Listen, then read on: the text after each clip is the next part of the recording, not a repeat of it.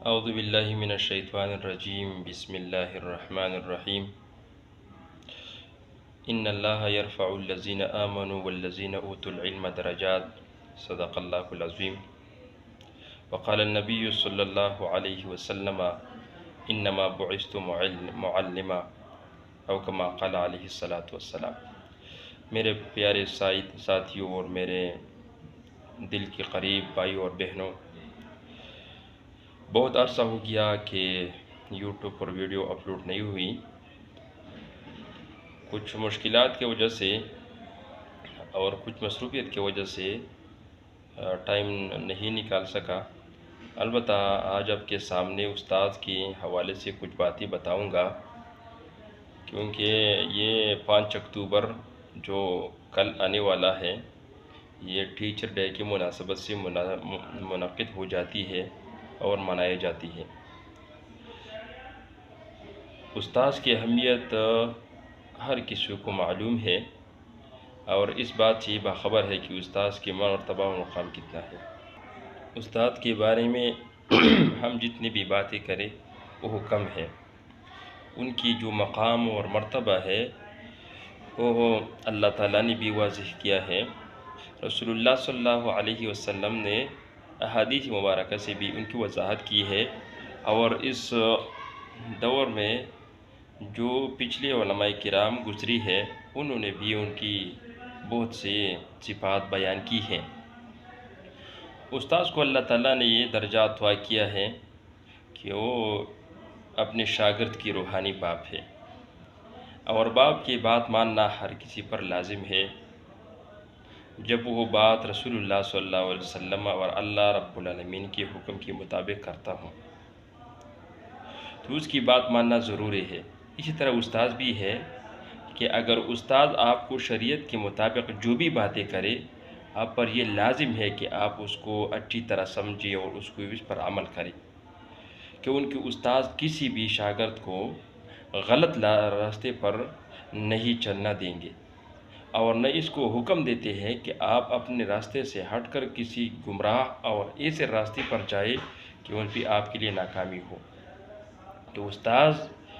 کی جتنی بھی عزت کیے جائے وہ کم ہے، جتنے بھی احترام کیا جائے وہ کم ہے، کیونکہ استاذ معاشرے کے معمار ہے، اور وہ اپنے ان چھوٹے چھوٹے بچوں سے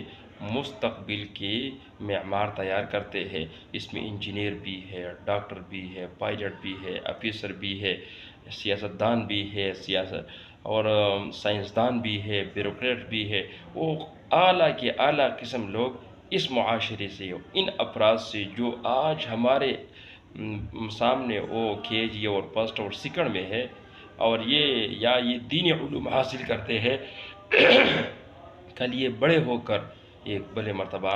مقام پر وہ پہنچ جاتی ہے، وہ اس کا یہ عالم بن جاتی ہے، مفتی بن جاتی ہے، ڈاکٹر، اور اسی طرح PhD اسکالر بن جاتی ہے، اور ایک پروفیسر کی حیثیت وہ اپنا کام کرتے ہیں، کیونکہ ان کی دین میں اس استاذ نے ان کو ایسا مقام دیا ہے، ایسا سبق سکھایا ہے جس سے وہ کامیابی کی طرف گامزن ہے۔ رسول اللہ صلی اللہ علیہ وسلم نے بار بار یہ فرمایا کہ میں معلم بنا کر بھیجا گیا ہے، میں استاذ بنا کر بھیجا گیا ہے۔ رسول اللہ صلی اللہ علیہ وسلم ایک مجلس میں گیا، ایک مسجد میں گیا، اور مسجد میں 2 مجلسیں تھی، ایک ذکر کی مجلس تھی اور ایک علم کی مجلس تھی۔ رسول اللہ صلی اللہ علیہ وسلم نے فرمایا کلاہما بالخیر، یہ دونوں مجالس اچھے ہیں، اور پھر جا کر وہ جو درس و تدریس والی مجلس تھی ان میں وہ جا کر بیٹھ گیا اور کہا میں معلم بنا کر بھیجا گیا ہے۔ تو رسول اللہ صلی اللہ علیہ وسلم ایک معلم تھے، استاذ تھے، انہوں نے ایسا شاگرد تیار کیے ہیں جو دنیا کے کونے کونے میں جا کر اسلام کی دعوت دی ہے اور اسلام کے پیغام پہنچا دیا ہے، قرآن کے پیغام پہنچا دیا ہے، احادیث رسول اللہ صلی اللہ علیہ وسلم کے پیغام پہنچا دیا ہے۔ تو سب سے پہلے بات یہ ہے کہ استاذ کی ہر بات جو شریعت کے مطابق ہو اس کو ماننا چاہیے، اس میں ہماری